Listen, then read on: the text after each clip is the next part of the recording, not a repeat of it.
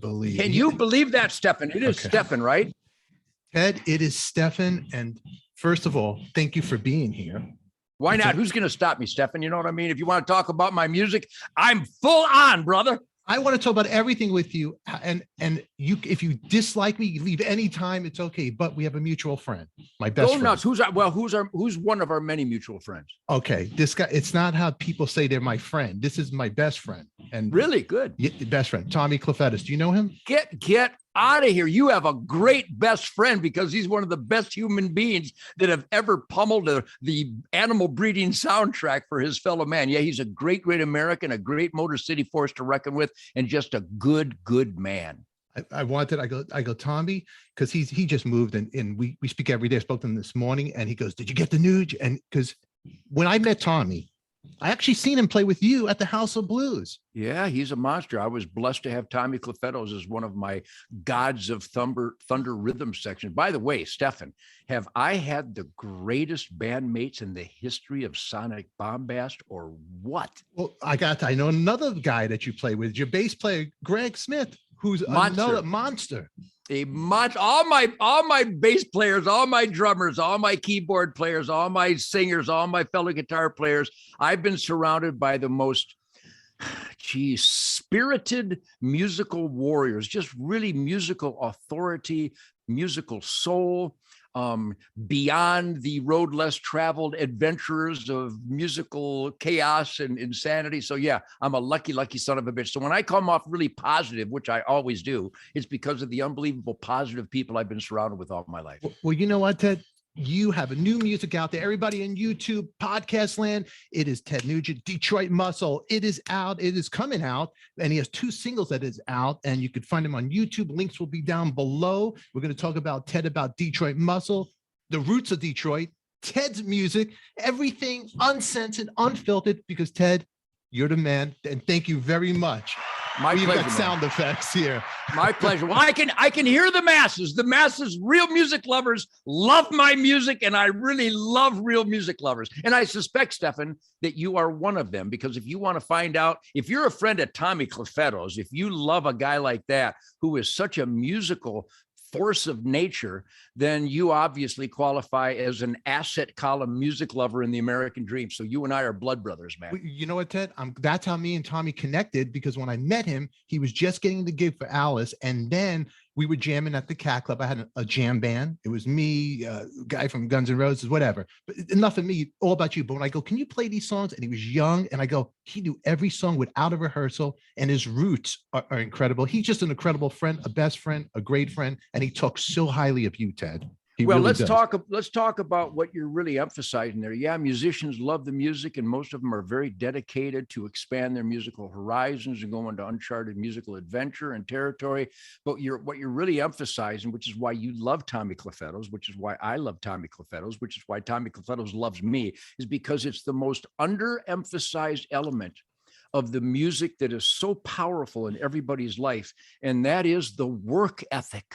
The work ethic of a Tommy Clufetis and a Greg Smith and Jason Hartless and Tommy Aldridge and Mick Brown and KJ Knight and Cliff Davies and Johnny Benagic. My God, Marco Mendoza, are you kidding me? These unbelievable gifted people are their work ethic is even more powerful than their musical genius and gifts. And that's really underrated, because I think people that love the music, most of them want to know, where does it come from? And where'd you come up with this idea? And how did you get to be successful? And why does your music mean so much to me? It really boils down to beyond gifts, talents, and vision.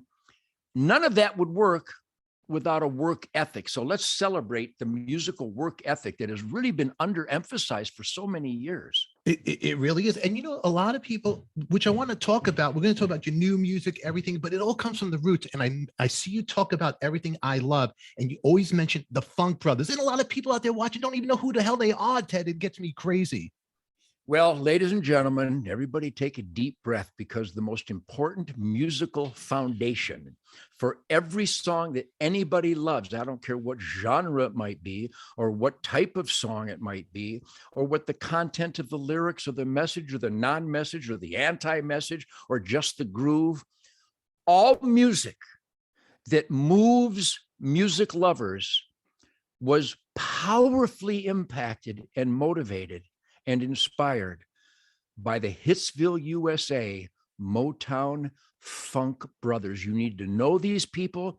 Every band. I know James Brown with the Famous Flames, they had a work ethic that was unbelievable, the hardest working man in show business. But all of our favorite music, my dogs love James Brown. Whenever I mention James Brown, they go wild. But the Funk Brothers were so inspiring because when you listen to those unbelievable hit records and those great compositions by those masterful authors at Motown, Holland Dozier Holland and like Marvin Gaye and Supremes and the Four Tops and the Temptations, Little Stevie Wonder, are you kidding me? Every great band you love, especially classic rock. Now, maybe I suspect the Motley Crues and the Poisons and some of their later heavy metal type bands and pop bands, they might know this and they might not, and I'm not discrediting them, but there would be no Motley Crue if it wasn't for the Funk Brothers, because the Funk Brothers inspired the Stones and the Beatles and the Who and the Kinks, that inspired Aerosmith and Cheap Trick and Ted Nugent and Montrose and all the greatest bands that are still on tour, because that music is so soulful, because we were all impacted by the mighty Funk Brothers. You see the love, the way everybody watches. You see the way you're speaking about it, Ted. This is when I hate this, keep mentioning Tommy. This was where we made our connection, and we're like, oh wow, we're into this because people don't know. And the just if you dissect it and you listen to a James Jamerson bass line, which is how great, Ted. Take the form right here. Go ahead. Well, my bass player in the Amboy Dukes, Greg Arama. Everything I do comes somewhere from.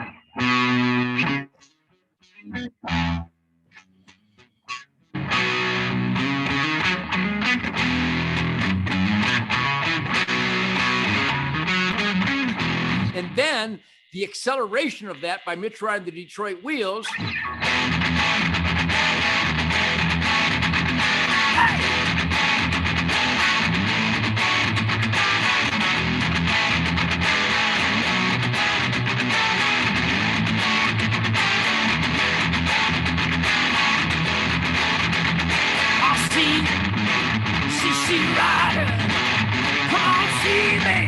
Get the hell out of here. My goosebumps have goosebumps.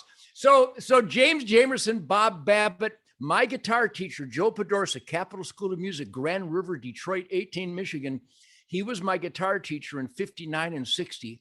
And Joe Podorsa, who just passed away last year, God rest his soul, he has inspired everybody from Wayne Kramer and Kevin Russell and Mark Farner and Dick Wagner and Derek St. Holmes and myself and Jimmy McCarty.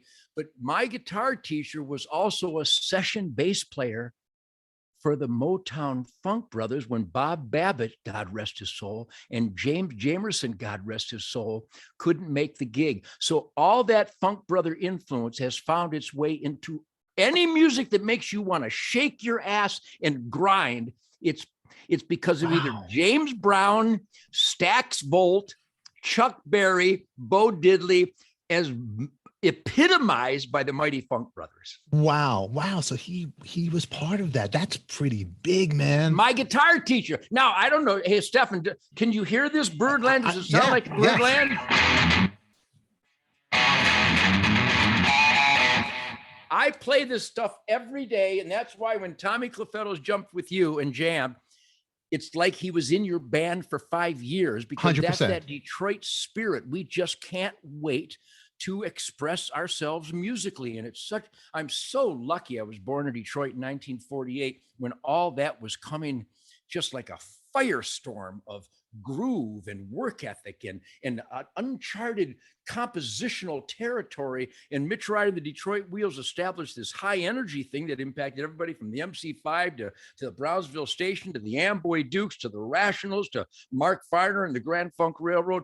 And to this day, Kid Rock and Eminem, I guarantee it, Eminem might not admit it because he's too stoned all the time, but anybody that might like that kind of music, The Funk Brothers impacted them. There is a Funk Brother thing, a pulse in all the best music in the world.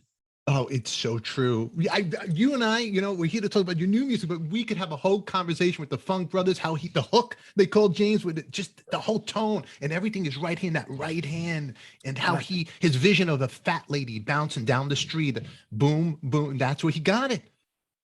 I suspect you might be a bass player. I am. I am. So Greg Smith, if you're watching, I'm coming for the gig. No. But Stefan, really, I know, I can tell you love music. I know it means it's a huge force in your life, as it is in all of our lives. Listen to what Greg Arama played on that Fender P bass through a B15, Ampeg B15, which was the holy grail back then. Everybody, that's what all the Funk Brothers played. Ampeg B15, sometimes an 18 live on the stage, but a B15 down in Hitsville in the pit, in the Snake Pit, and the Fender P bass, obviously ubiquitous. But listen to what Greg Arama, this 15-year-old savant, listen to his bass line on Journey to the Center of the Mind by the Amboy Dukes. I wrote, when I write a song, I don't really write a song, I ejaculate them, because when I pick up my guitar, licks happen. So I come up with the, I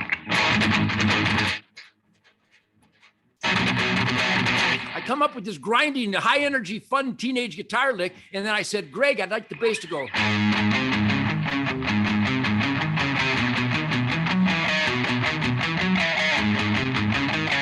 Now that's a nice, and with a bit more of a bass tone. Now that has a pulse, the ka, all those 16th notes. That's important. It keeps going. And that's what you're talking about, the right hand. Listen to what this genius, God rest his soul, Greg 15, and he was 15, you said at the time. 15, Stefan. Wow. Johnny Bonangic was 15 when he recorded Devil with the Blue Dress and Jenny Take a Ride. Are you kidding me? That's crazy. I was 16 when I created the Amboy Duke stuff. My point is, it's another example of I think God loves me special, because he sent Greg Arama into my life and listened to the bass maneuverability without ever losing the groove. And do you know that James Jamerson and Bob Babbitt of the Mighty Funk Brothers would actually come to see the Amboy Dukes to watch Greg Arama play bass? Wow. Talking about, wow, what is that? That's like, I don't know, having Dwayne Eddy come and try to figure out a Ted Nugent lick, which, by the way, he probably should have. But my point is that I was surrounded by that hierarchy, that miraculous virtuoso that Tommy Clufettos represents. There's nothing he can't do on those There's drums. nothing he can't do. He's not that one drummer that people think he is. He's more than that. He played with Mitch Ryder, actually, as well as you and Chubby Checker and all this. His father, yes. He had as a little kid. That's the connection we have. Ted, I'm so happy. And I got to shout out Linda. Thank you very much for introducing Linda's the me. best. She's the best. And thank you very much. You talk about Journey to the Center of the Mind, and it's covered by Ramones, covered it. Slade covered it. Now, Ted, I wanted the album was 67, 68. But you wrote it. When did you write the song? Well, again, I don't write. I've never sat down, Stefan, ever. I'm in my man cave cuckoo's nest. I don't know what you can see here, but I love it. It's I got my guns and my ammo and my bows and arrows and my inspirational deer that I've killed and fed my family with, because there's more spiritual protein than there is flesh protein when you are a hunter with the bow and arrow. But the point is that when I get in from doing my outdoor chores, which I do every day, I have the dirtiest hands in the history of music. I gut and skin and butcher, and I check traps, and I kill fur bearers, and I manage wildlife so there's no disease and there's no overpopulation, and the habitat is in primary optimal condition for real biodiversity to create clean air, soil, and water. Hello, that's what hunting, fishing, and trapping ultimately accomplishes. The point is, when I'm out doing that original primal man thing each day, when I grab the guitar, I come in every day and I wear my dogs out, I get a little coffee, I give Shemaine many kisses, and I grab my Birdland and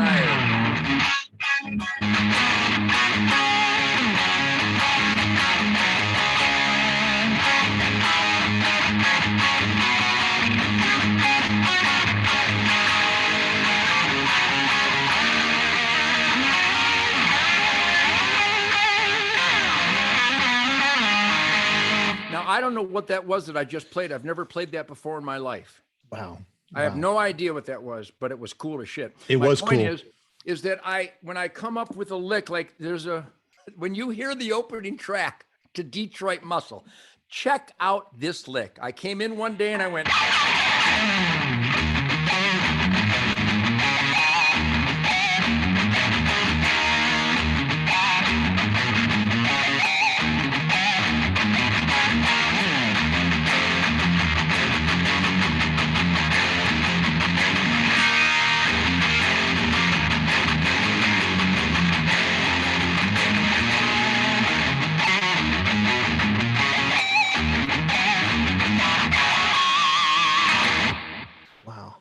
And I played it. I went, God damn, is that cool? What? And I strap your ass in. I got a fire-breathing Mopar. Downtown Detroit is like a rock and roll dream. Kick out the jams if you really want to go far. The Motor City Soul gonna make you scream.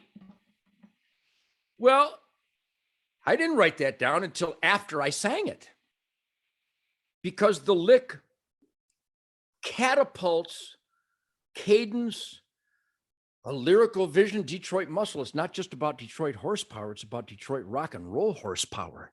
The unbelievable lineage of Detroit powerhouse musical forces. And again, going back to all things Motown, Mitch riding the Detroit Wheels, certainly Brownsville Station, and I named them, you know, the MC5 and the Rationals and the Scott Richardson case, the Amboy Dukes. There's so many the Grand Funk. Are you kidding me? It's too much in the water out there. There's too much. Yeah. So when I sit down, I think the worst thing, and obviously there's a lot of composers who sit down and go, okay, what do you think the tempo should be? What do you want to sing about today? What do you think what chord should we? I can't do that. I can't go, geez, what kind of music should I unleash at this moment? No, I just, you know, if you're going to be a samurai, remember Tom Cruise in The Last Samurai when he was messing up. Do we have to keep this PG-13? I was wondering. No, Ted, okay. I'm from Brooklyn. Let's go crazy. All right, because when Tom Cruise was fucking up with the samurai sword, the samurai master approached him and looked him in the eye and went, too many minds. You need to be the path of the sword. Go beyond the sword, be its path. And I got to tell you, here I am in my cuckoo's nest, and I live samurai every day. Archery is a martial arts. Right next to my guitar is my bow and arrow. And I come down. I do not have too many minds. I become the path of my life. And I've been doing this since I could walk, Stefan. I've been shooting a bow and arrow since I could walk. I went from the tit to the bow and arrow. In fact, I think I stayed on the tit even during the bow and arrow. My point is that when I get right here,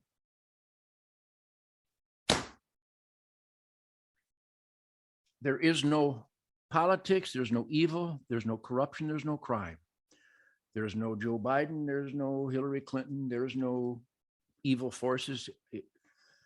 And when I pick up the guitar, that same martial arts freedom allows these licks to just burst. Tommy will tell you that whenever I got in the dressing room, I'd pick up my Birdland and I'd turn it on, and the first lick that came out, Tommy and Marco would go, "What's that? That's cool as hell." And I go, "I have no idea, but it is cool as hell. I got to remember this lick." And that's where Raw Dogs and War Hogs came from. Again, this lick just happened to me. See if I can remember it.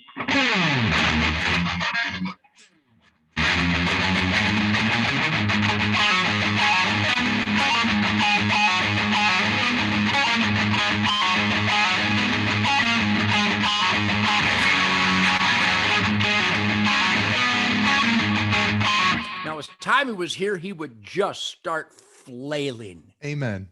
So I live such a primal scream lifestyle. There's my primal scream German Shepherd. There, it's Coco. Coco came to the sound of the primal scream. That I've been clean and sober for 73.4 years. And if you don't poison your gifts from God, they not only continue to work, but they expand. I know that's pretty cocky of me because I'm way beyond pretty cocky. But when I pick up the guitar or my bow and arrow, or go with my dogs, or cast a worm in the lake, or squeeze shemane at the stove. There's nothing like squeezing shemane at the stove, by the way. It's as pure and primal as your first piece of ass, because it's not contemplated or strategized or formulated. It's just, I live such a raw, primal, unafraid, uninhibited, instinctive lifestyle that I think those words describe my music. In fact, I know they do. And I know Keith Richards creates and Slash and so many and Stephen and Joe and just amazing artists. They don't live this kind of life and they still create primal stuff. God bless them and thank you for that. Mm-hmm. But in my world of hunting, fishing, trapping, being one with God's miracle as a hands-on participant, it so cleanses my soul that I think all my guitar licks, even as an old man with a silver beard, I think they're as raw as that 12-year-old kid in Detroit with his first amplifier. I just know it is. When you hear the whole record, Detroit Muscle, you're going to just shit because it's so high energy, thanks to Greg and Jason. And by the way, I mentioned Brownsville Station. Michael Lutz, the author of Smoking in the Boys' Room, is my co-producer on a number of records. Wow. He's just a musical force. And Tim and Andy Paddlin out of Detroit. These guys are just walking, breathing, throttling musical celebrants. They're maniac music people. And when we all get together, someday I would hope that you could witness it in the barn, in the studio.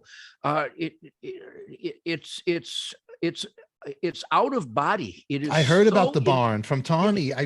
It's magical. He was telling me it's something so else. Intense, and it's so inspiring because I'm surrounded by the Tommy Clafettos and the Jason Hartless and the Michael Lutzes and the Tim and Andy and Greg Smith, and so there's this orgy of musical adventure and challenge and celebration and defiance and sex and barbecue. And it's like our middle fingers are on fire, but we don't hurt anybody. You know what? When you pick up that Gibson Birdland, for people out there, originally it's known for a jazz guitar player, and you pick that piece of wood up. You get possessed. I see it. You get possessed, but then you add the grit, the dirt, the soul of Detroit, but you do it Nugent style. And it's just incredible. Watch to see how you turn that piece of wood into something else. It's such an instrument. My God, I remember my band, the Lourdes, who won the Battle of the Bands in 1963 in Detroit. And we opened up for a band called Billy Lee and the Rivieras and a new band out of Detroit called Martha and the Vandellas at the Walled Lake Casino just west of Detroit, 1960. We did it for 1960, 61, 62. And Billy Lee and the Rivieras eventually changed their name to Mitch Ryder and the Detroit Wheels. And I want everybody to remember the name Funk Brothers and the name Jimmy McCarty. Jimmy McCarty was on stage with the Fender Twin Amp with Billy Lee and the Rivieras, who became Mitch Ryder and the Detroit Wheels a couple of years later. And he was playing a Gibson Birdland, which was such a beautiful guitar. I mean, this is another one. Look how pretty. What a beautiful, it is a beautiful, look at that craftsmanship. Look at that. Look at how pretty. And it's a carved arch top American spruce, porous, breathable, rich voicing guitar for that jazz. And I can get those voicings by changing the tone.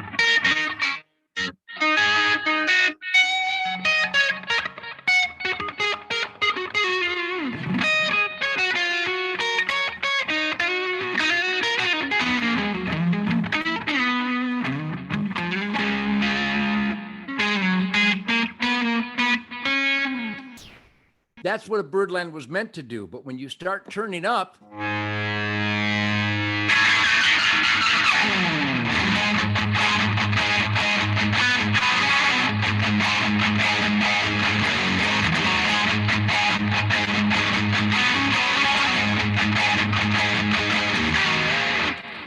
I can go on. Fierce, The point is, fierce. It's fierce. It's sexy. It's strong. It'll kick anybody's ass. It is powerful. It's the shit that you're going to take in the combat. It's just the takeover. It's beautiful. It's great. It's a weapon of mass construction. So when I saw Jimmy McCarty play a Fender twin reverb with a Gibson Birdland guitar, my little 12-year-old brain went, I need to pursue that. So eventually down the road in 65, from Lyle Gilman at the Roselle School of Music in Roselle, Illinois, I bought my first Birdland, and it makes you play a certain way. And the real trick to play a certain way is to play all the time. If you are really in love with making music, then you have to play all the time. And as you're playing all the time, you find adventure on the guitar neck and from the sounds and where your ears are in relationship to the amplifiers and the speakers. And by exploring the sonics and the physical and the spiritual and the rhythmical and notes that aren't legal. I play notes on the new record, Detroit Muscle, that God hasn't even authorized yet. You go for uncharted territory. And as a bass player, you know that when you're in the key of A, there are historical parameters that you probably have. Some music guy might tell you, well, this is where you need to be. No. If that's where I need to be, then I ain't going there. And because I struggled to play Chuck Berry licks, I was so frustrated. I just wasn't as good as the other guitar players in Detroit when I was a little boy. I mean, Don Henderson from the Gang could outplay me, and George Cole, who took my place in the Lures, he could outplay me. But I had a certain way that I played because I played all the time. And the Motown Funk Brothers and James Brown's rhythm section, and even Lonnie Mack and Dwayne Eddy and the Ventures, and then eventually the Beach Boys and the Stones and the Beatles, they all had a black influence, a Little Richard, Chuck Berry, Bo Diddley influence, James Brown influence that made me go for rhythm, never separating the lick from the rhythm. The rhythm drove the lick didn't drive the rhythm. So I found a pulse in all my songs. You'll hear, and Tommy will tell you this, that they all have a definitive pulsation that inspires patterns and lyrics and ideas, wango tango. And so in 2022, in Clusterfuck 2022, I am so blessed and lucky and humbled and honored that God still keeps me open-minded and adventurous and pure and passionate. As I mentioned a minute ago, I get goosebumps when I play my licks. I love my licks. Tommy will tell you, I can't wait to get out there on stage and play the first song. I can't wait. And on this tour in Clusterfuck 22, Greg and Jason and I, we can't wait to play Stranglehold and Wang Dang Sweet Poontang, Great White Buffalo and Cat Scratch and Hibernation and Stranglehold and Paralyze and Good Friends in a Bottle of Wine and Dog Eat Dog and the stuff off the new record, American Campfire, Detroit Muscle, Driving Blind, Born in the Motor City. So I'm a lucky guitar playing son of a bitch because I have the best people in the world at my side. You got another great tune, another single that's out, Come and Take It, which is perfect for what's going on now in this world. And trust me, you could go whatever crazy, what's going on, these are the tunes that are standing the test of time. And that's definitely a 2022 song over there. When I first ejaculated the truth, logic, and common sense of the love song Come and Take It, it's a historical colloquialism when the tyrant punk dictator thugs of Mexico were trying to take over Texas. The Texans sought independence, and they thought they would write down constitutional self-evident truths and that we're blessed by God, not by Santa Anna, not by a king, not by an emperor. Kings and emperors and despots and punks can kiss my free ass. So I've always had that attitude, which happens to be a beautiful attitude. I can hardly stand myself. I'm almost like Mother Teresa with a Glock. My point is that when I listen to these lying punks in our government claiming, well, all we need is common sense, gun safety reform, common sense, gun safety reform, common sense, gun safety reform, until you read the actual language and it's about confiscating the citizens' guns. So I wrote a love song to Joe Biden and to Beto O'Rourke when they said, we're going to, instead of lying, say common sense, gun safety reform. They were lying. They're all liars. They finally came out and they couldn't take it any longer. We're going to come and take your guns. We're coming to get them. I went, yeah, we'll start with me, asshole. Here's my address and here's my love song called Come and Take It. And I'm going to deliver it to you on a suppository with a ramrod and have Mike Tyson take a giant pole and shove it up your ass sideways. You want to take my guns? Come and start with me, you fucking pricks. And it's a love song. Do you feel the love? Can you feel that? Can you handle that much love? I feel the love. I love the love. I love the attitude. I love the riff of the song. Everything. It's great. It's fucking fantastic. You know, dude, and you have to admit, Stefan, even though it's a political fuck you masterpiece song, no matter what the lyrics or the message might be, it's just a great piece of rockin' music. It's rock and roll. It's fucking rock and roll. And rock and roll is supposed to let you show your attitude, show your expressions. That's what it's all about. I would think so. You know, but they try to change it around these days. Like, you're not allowed to be. Isn't that something? What a sad state of affairs in America with this horrible, horrible human being that weaseled his way into the White House, that is just destroying everything. $7 a gallon for diesel. Is that crazy? For the trucks that are bringing us our food and our medicine and our supplies. This government here, I'll say this, even everybody says, you shouldn't say that, Ted. Well, anything you say I shouldn't say, I'm going to say more often. And here's what I say. And the evidence is irrefutable. And if anybody wants to debate me on this, Stefan and I will accommodate you. And you can debate me on anything you want live on Stefan's Rock and Roll podcast. Because here's the truth. Breaks my heart. I just spent this morning with a couple of Vietnam vets. Uncle Sam is the enemy of America. Our government is the enemy of America. They are orchestrating the invasion of our country through the southern border. Our government, the U.S. government, is importing fentanyl and meth, killing Americans by the hundreds of thousands. That's not the cartels. That's not gangs. That's the U.S. government orchestrating the invasion of America, Stefan. If that's not treason, what would be treason? So instead of energy independence, we want to be dependent on Russian energy? If that's not treason, what would be treason, Stefan? And I dare anybody watching right now, I dare you to debate me on this and explain how I'm missing something, that is not really an invasion into our stuff. And it's really not these shutting down of energy independence so we can be dependent on communist oil. Debate me on that. And I'll hand you your family tree and spit toxic sawdust in your face, because anybody that tries to take the devil's advocacy stance in a debate against me, I put the spotlight on their devil's advocacy, because I'm right and my critics are fucking wrong, period. I mean, now people can't even trust that. I'll get you crazy now. I don't mean to raise the blood pressure here, but you know, I was born like this.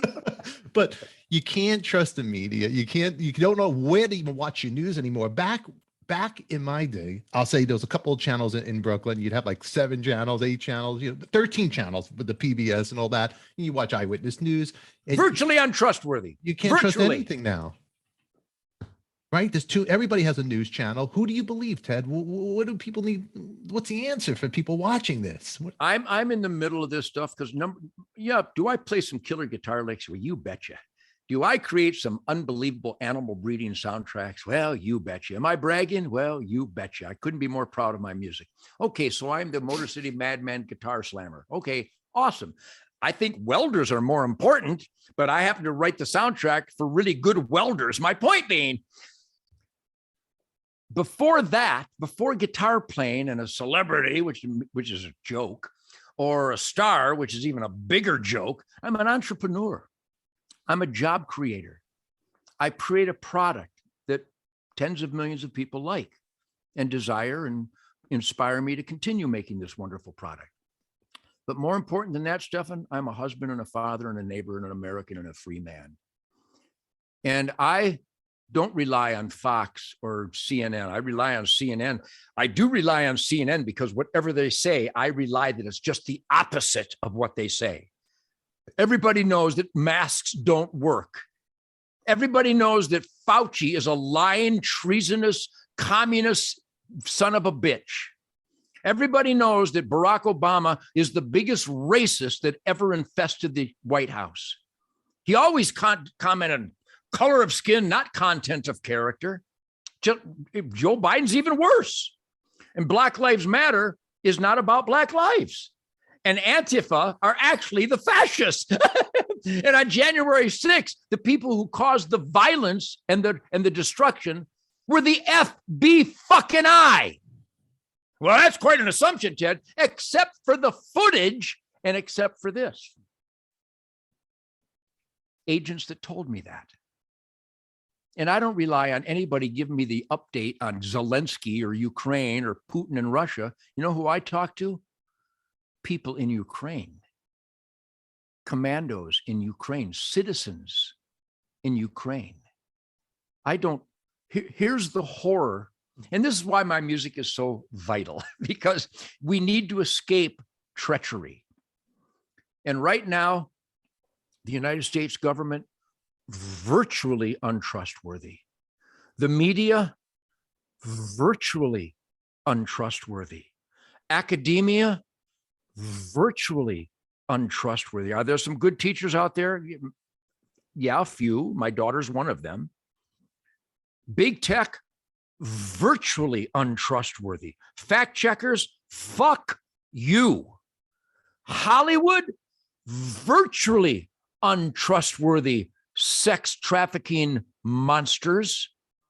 So you have to know people who are actually in the eye of the storm, who you've developed trust with. And believe me, I can't say it publicly, but I have the best human beings on the planet, the most trustworthy heroes, warriors that are on the ground in Ukraine. When they tell me A, B, and C, I trust them because I can hear the bombs going off in the background. It's crazy. It's crazy. It's crazy. Innocent. I saw New York Post. I saw a headline popped up and a baby supposedly from their thing, she was shot from drunken rush, and soldiers quoted from the headline. And having a 6-year-old daughter, you having kids, it breaks my heart. It breaks my heart. I'm getting right now. I just got chills saying that. I don't even know what to say, Ted. Way before anger, and more powerful than anger, which is righteous anger. We should be angry when our government lies to us and tries to force us to have a permit to eat or to leave or to go to a church. You could keep titty bars open and keep the drugs flowing through our border, but you can't go to church. Remember that? Remember when they were doing that right in New York and New Jersey and California and Illinois and Maryland and Massachusetts and Michigan? My beloved state of Michigan has turned into a toxic suburb of San Francisco. But the greatest people in the world still live in California and Illinois and Michigan and New York and New Jersey and Maryland and Massachusetts and Connecticut and Rhode Island. They still live there, but the evil tyrant motherfuckers are controlling their lives and trouncing their freedoms. My point being is that way more powerful than our righteous indignation is the tears of blood, the heartbreak that our own government can't be trusted. I almost cried this morning.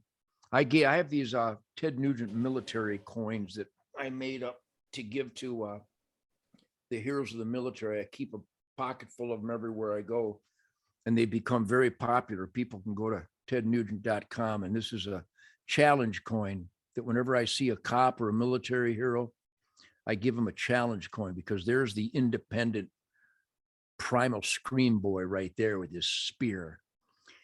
And I handed it to him, and I shake their hand, and I grasp their hand. He had Vietnam veteran and a bunch of patches. This man's heart was shattered because he was lied to about Vietnam, and he dragged 58,000 brave Americans, dead bodies off the battlefield. For what? For what? LBJ, what a prick. Nixon, what a prick. Kennedy, he was trying not to be a prick, so they killed him. Now, a lot of people go, well, I'm not into politics. Then move to fucking Cuba where you're not allowed to be into politics, because heroes died for your freedom, and you have a duty, an obligation to vote for that freedom, and we haven't done so. I give you this piece of shit in the White House. And so if you're not into politics, then get comfortably numb and be in the liability column. I'm Ted Nugent. I'm in the asset column. I'm a hellraiser. I'm Davy Crockett on the wall of the fucking Alamo, but I don't load my gun through the front. I got an A-10 Warthog, and I'm going to kill all these evil motherfuckers. Figuratively speaking, of course. Yeah. You know, and as you carry those coins, you're shaking their hand, handing them the coin. They're still fighting the war in their mind. They're living till the last day they die. When I see them across the way, in town with Shemaine at a restaurant, or you know, the feed mill. I go to the feed mill and the hardware store. I love feed mills and hardware stores. The greatest people in the world are at feed mills and hardware stores. It's relaxing. And we talk tractors and backstraps and stuff and ballistic. And when I see them, I can tell a guy in my age, even though a lot of them are younger than I am, but they got the beard, and you can tell they're a little crippled up. They got a cane or got a leg brace, maybe in a wheelchair. And I always stop what I'm doing, and I go over there and I take my coin and I shake their hand and I tell them, thank you. All of us know that freedom ain't free, and we appreciate your sacrifice. And we're really sorry that your commander-in-chief is the enemy. And then they start talking. And all you have to know is that when a Marine or an airman or a Navy or a U.S. Army hero or the National Guard or the Coast Guard, I hang out with these guys every day, that their commander-in-chief is the enemy of their country. That's their words, Stefan. Those aren't, I'm just repeating what the heroes tell me, because I'm a cocky son of a bitch, but I'm not cocky to think I know more about freedom than a guy who had to drag his buddy off the field providing it for me. So yeah, I'm a political guy because this is an experiment in self-government, and I'm not sitting it out. I'm not on the sidelines. I'm engaged, which is why I think my music has a lot of force, which is why Jimi Hendrix played the national anthem at Woodstock. So I'm not alone here. No. Ricky Medlock of Leonard Skinner, he's a motherfucker. He stands up for freedom. There's a bunch of guys out there that still do. I get calls from guys, I'm not going to mention their names, A-list monster rock and roll hero celebrities that thank me every day for saying things that they're not allowed to. And I go, well, who told you can't say? Well, my manager, I made $80 million last year. And if I start speaking out, it might piss off my consumers. Well, you pussy. Yeah, I've lost so much money, but who gives a shit? I'm a happy man. I'm a full American dreamer making music 55 years later with the greatest band in the world, celebrating it with a guy who loves music like you. And there's a whole bunch of people watching right now that still celebrate it. And I know there's a bunch of people that go, Nugent's like a right-wing maniac, wants to kill everybody. No, I don't. I just want to kill evil people. I think that's good. You Pearl Harbor me, I Nagasaki you. That's how you get peace, through superior firepower. Case fucking closed. That's why my music is so much fun. You mentioned Pearl Harbor. You mentioned, when I went traveling, even when I went to visit Pearl Harbor, I'm standing over there and thinking these people died for our country, and it touches your heart. And this is years later, and you're like, wow, this is in the 40s. This happened right here where I'm standing in this spot. And you know what, Ted? It's still happening again. Nothing has changed. It's just people got way more evil. What's the right word I'm looking for? But you understand what I'm saying? It's just, you think it would have gotten better. And Ted? No. It's gotten worse. It's gotten worse. But let me leave you with this. A lot of people go, what can we do? What can we do? And I'm going to tell you what we can do. In 2016, we created an organization called HunterNation.org. HunterNation.org. Well, I'm not a hunter. It's not about hunting. It's about conservative families who believe in God, family, country, law and order, the Constitution, the Bill of Rights, unlimited opportunities for a free American.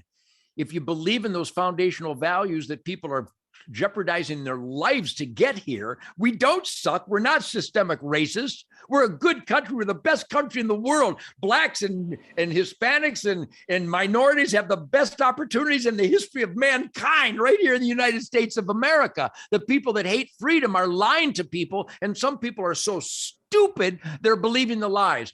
HunterNation.org.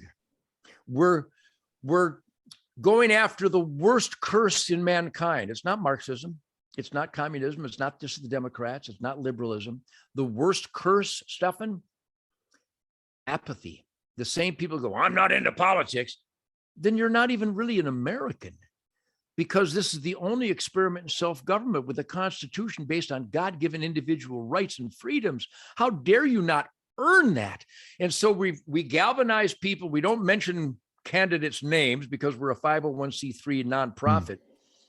But we found out how many conservatives are just shit kickers, just working hard, playing hard, shit kickers that don't vote. Then they complain, well, hey, we can't have a gun here in New York because you allowed a person in who take your guns away. HunterNation.org is a charity, basically, a civil rights organization charity that is just begging, plotting, probing, inspiring, cajoling, scolding people. If you believe in individual freedoms, you gotta vote for people who support what you believe in.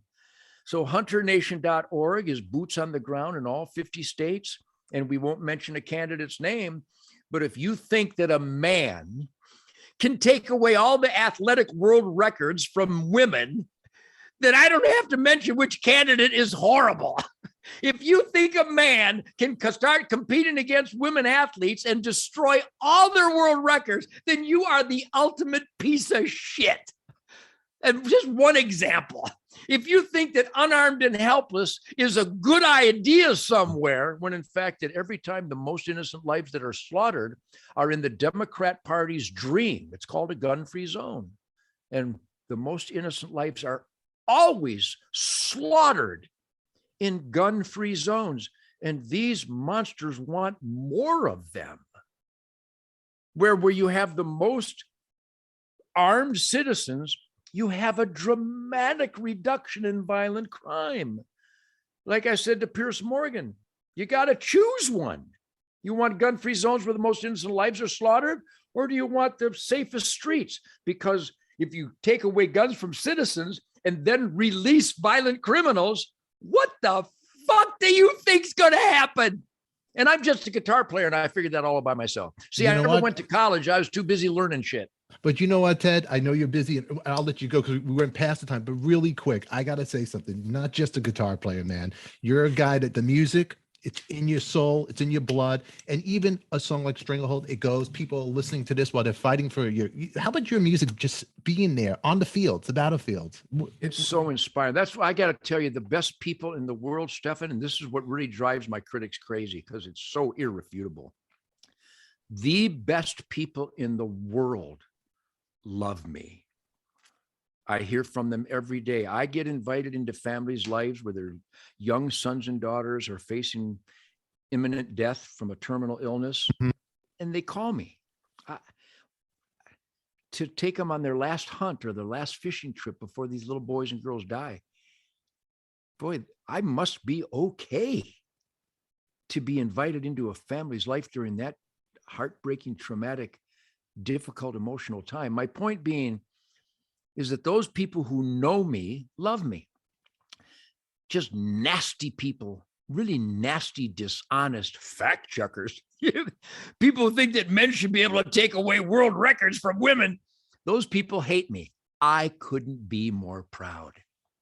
You know, it's a different world. It's a different time. Back then, it was back when families were connected. They could talk to, there was a unit. It was just tight. Yes. There was this. You don't have that nowadays with a lot of families. I told my wife today, I do a podcast to talk to celebrities like you, and I feel more connected right now. Never met you before. Know your story because Tommy would tell me how great you are, but now talking to you, and I totally dig where he's coming from. I feel more of a connection talking to you and closer. I told my wife this today. I feel more connected talking to some of the people that come on my show. But I'm going to leave everybody with this because you're busy, and I would love for you to come back again. Detroit Muscle is available. Pre-order it now. It'll be out in April. Am I correct? Is it coming out in April? When's it coming out? Yeah, it's really exciting because I hope this tour happens, even though the trucks and buses are going to pay $7-8 a gallon. Can you believe that? I don't know what the hell is going to happen, but it doesn't look pretty. My hope, though, remains positive because Jason Hartless and Greg Smith put their heart and soul into every song, every lick, every night. And on April 29th, Clusterfuck 22, we're headlining the Panama City, Florida Beach Bash. And the next night on April 30th, Kid Rock is headlining. You think somebody might be making a political statement by hiring Ted Nugent and Kid Rock? So in Panama City on the 29th, Jason and Greg and I will unleash the beast, all these great, great songs, just a fire-breathing night of fun and positive piss and vinegar.